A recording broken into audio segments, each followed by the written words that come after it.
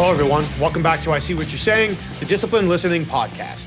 I'm Michael Reddington, and today we are going to take a few minutes to talk about one of the cornerstones of the disciplined listening method. That is situational awareness. Can also be referred to as contextual awareness or even situational familiarity. But when we talk about situational awareness, really what we are talking about is one of the cornerstones that allows us to maximize the power of our observations and communicate strategically, especially in moments of stress during high impact conversations. Now, for the people who are listening who are immediately familiar with the concept of situational awareness, you likely have a background in law enforcement, military, first responders, whatever it may be. Typically, situational awareness is something that's taught in the realm of physical safety. So that way people are aware of everything that's going on around them all the time so they can avoid injury. Well, the same is true for our communications, conversations, and relationships. If we can develop a heightened level of awareness for everything that is going on around us, we can be more successful in navigating our conversations, achieving our goals, and building our relationships while kicking off less resistance and creating fewer unanticipated problems to deal with. We've talked about it before. Generally, the people who are most successful in high impact conversations are the ones who have as many variables addressed or under control as possible. And today, with the situational awareness conversation, we're going to talk about some considerations and processes to help get that into place. So if we look at defining situational awareness operationally, it's basically understanding all the events, all of the factors that are going on around us, and how they impact our ability to achieve our goals.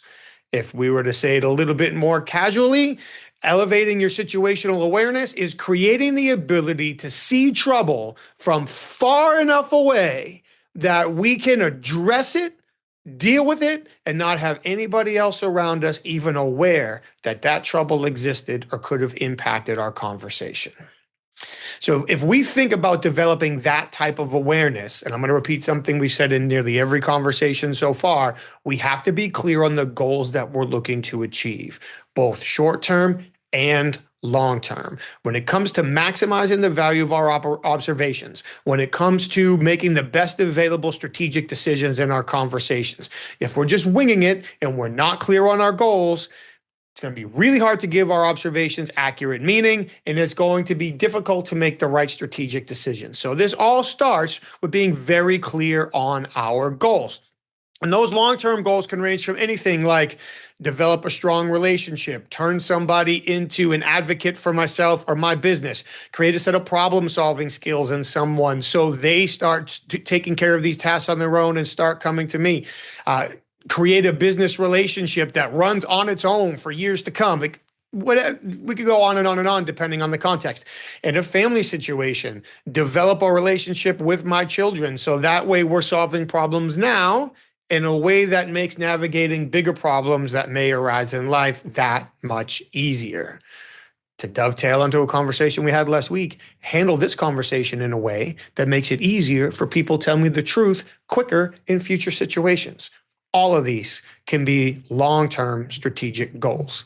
So if we start looking at developing our situational awareness and applying it, I think it's first very important to take a research back look at what really is situational awareness. And for me, the best research I found and the best resource I found is Mica Endsley, who from her time in the Air Force, and now this is specifically what she does, situational awareness, she conducted multiple research studies, with pilots specifically in order to define situational awareness, develop situational awareness, and help teach and train it. And when you look at situational awareness, it basically can be broken down, according to her research, in 3 phases. The first phase is perception and recognition, which is just what it sounds like, perceiving and recognizing all of the information that's around us, present around us, and starting to realize how it can impact our goals, which is where the second phase comes in, comprehension. And during that comprehension stage, that's where we start to integrate this information, what we see happening around us, what we know about the situation. And now we start integrating that into our ideas, our processes, and start to determine what are the best actions to take, what aren't the best actions to take, how do we start prioritizing our options in relation to achieving our goals. So after perception and recognition, and then comprehension, we then have projection. And with projection, we're essentially predicting the future. We take our current understanding of the situation, look at our options for actions, and then predict the future moving forward. If I do X, Y will happen. If I do A, B will happen. And by taking the time to be very cognizant of all the factors going on around us, thinking through all of our alternatives in relation to the long-term and short-term goals that we want to achieve, and then projecting the future, we can start to make better decisions faster. If I'm going to stay on this Air Force bent for just a moment, we can also integrate Boyd's OODA loop: observe, orient, decide, and act. If I got one of those letters wrong, I apologize, but it's basically the same thing. Observe, orient, decide, and act. Basically, observe everything that's going on around you, orient yourself to the right target, make the right decision, and then take action. The same philosophy applies here.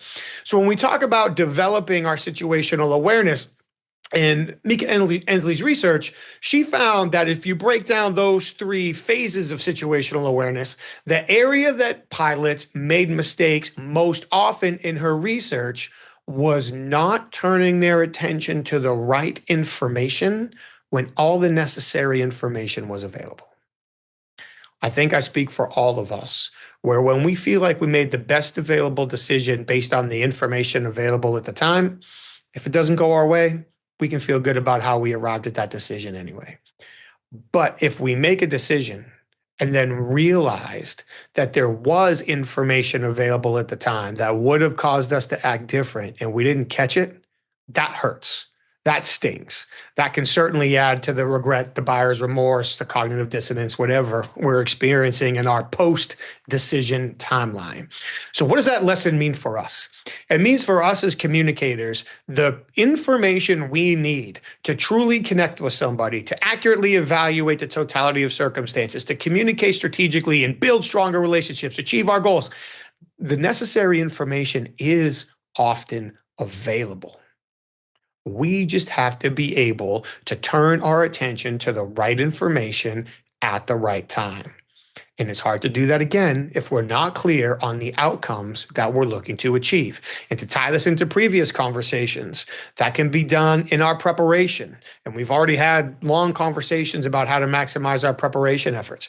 That can be done in our post-conversation or in-between conversation opportunities, where we're sitting down and reflecting on everything that we experienced. We're integrating new notes, new ideas, new alternatives. We're researching ground truth now in order to verify what we've been told or use what we've been told in order to create new alternatives. Consistently working to attune ourselves to the right information that we believe will impact the decisions to help us achieve our goals. That is the next level with what we're talking about here. Now, there are some factors that can make this difficult. One factor is a dynamic environment. If we're having conversations in a dynamic environment that's moving fast, that has lots of players, that has variables that maybe we can't account for or we don't understand yet, the more dynamic the environment, the harder it is going to be to really develop a long-term traditional situational awareness. And we might have to be really clear on our goals, probably have a game plan, especially if we're communicating within a team, and be able to adapt on our feet and make the right decisions in real time. Also, distractions can be a problem. We've talked about this before. If we're not directing our attention in the right place, we're creating problems for ourselves. Is it because we're distracted with our phone or things going on in the environment? Is it because the person is trying to distract us, maybe playing a little bit of sleight of hand, playing some games with us? But if we can't direct our attention to the right factors at the right time, developing situational awareness is going to be difficult. And again, something we've touched about in previous conversations, the expectations and preconceived notions that we bring into our conversations are also going to be a significant impediment to developing our situational awareness. If we expect something to happen so clearly that either we myopically focus on that alternative or we tune out other information, now we start really limiting our ability to observe accurately what's going on around us and make more educated decisions.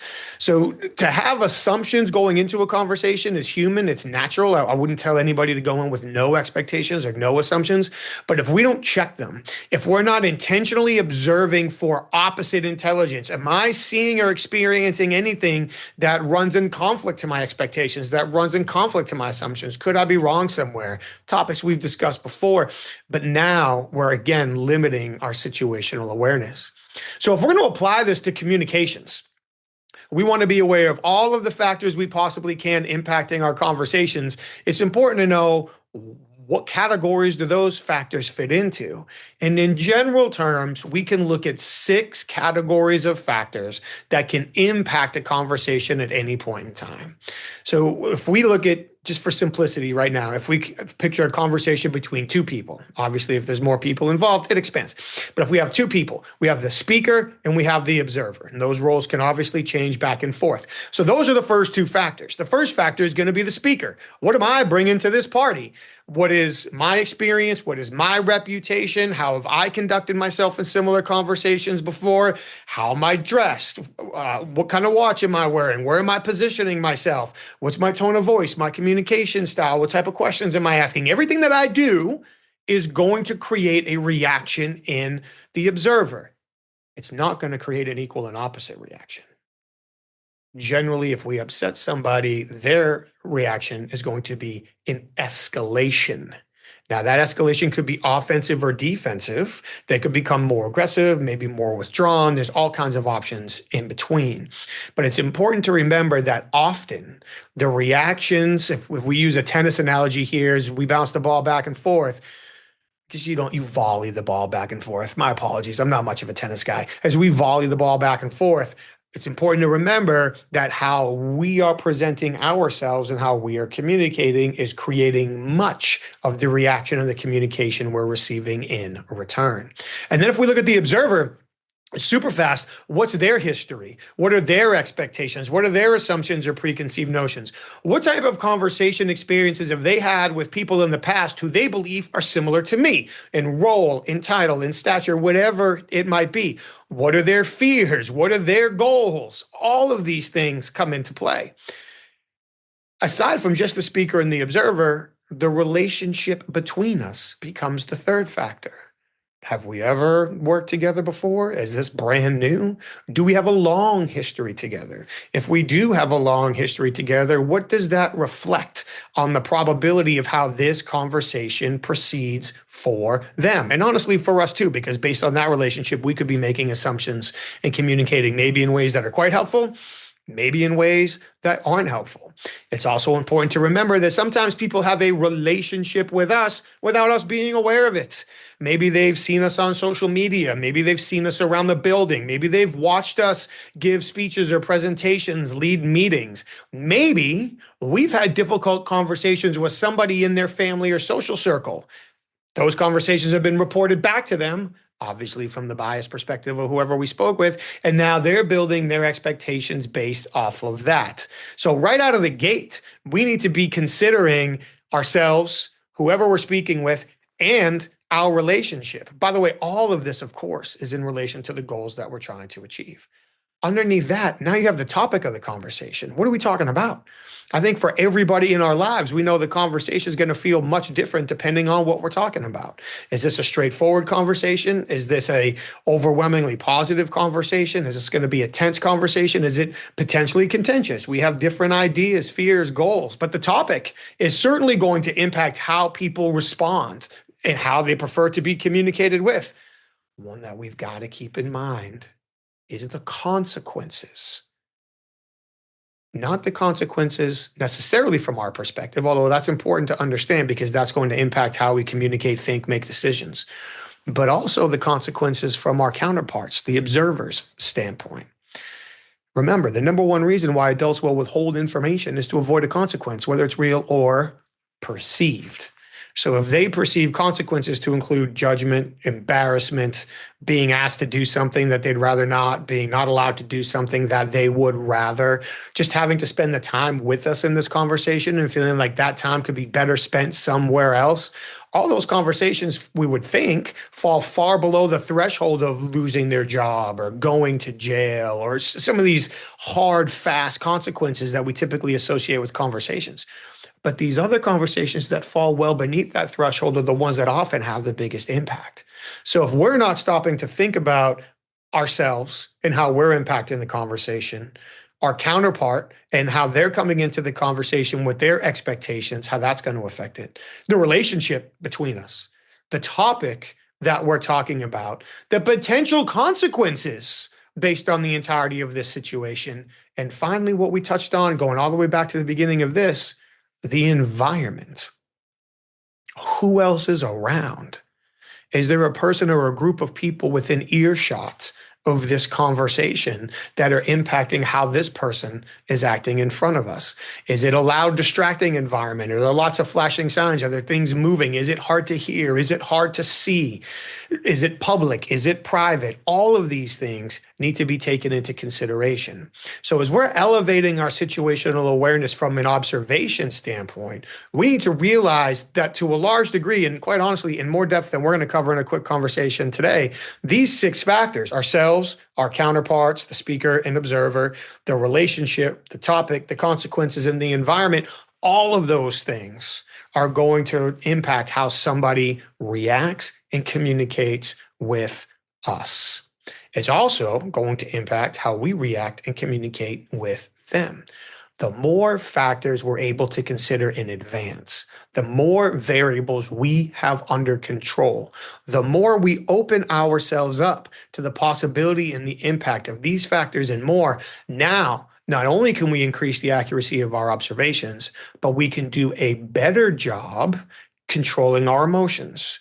We can do a better job validating or maybe violating our expectations with what's happening in front of us because of the accuracy of those observations.